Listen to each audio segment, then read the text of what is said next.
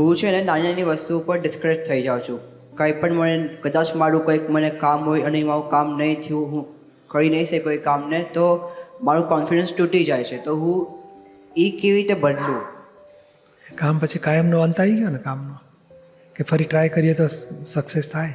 ફરી કરે તો success. હા, એ ભૂલવાનું નહીં. આ તો એવિડન્સ છે. એક એવિડન્સ ના મળે તો કામ ના થઈ શકે. તેથી કરીને આપણે ફરી ટ્રાય કરીએ, પછી એવિડન્સ મળી જશે તો કામ પૂરા થશે. એટલે આ તો બધું સંજોગના આધારે બધા કામ કરી રહ્યા છે ને, એટલે સંજોગો ઘટ થવાના. આપણે કંઈ કામનું સિન્સિયરિટી છોડવાની જરૂર નથી. Try again. સંજોગ જ ના પાડે.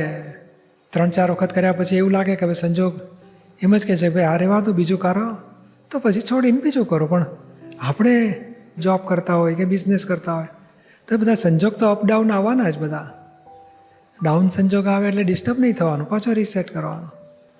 ડિસ્ટર્બ થવા જેવું જ નથી આ દુનિયામાં કોઈ પણ પરિસ્થિતિમાં.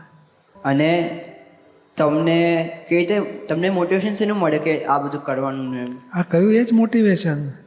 આ તો સંજોગ ભેગા થાય ને.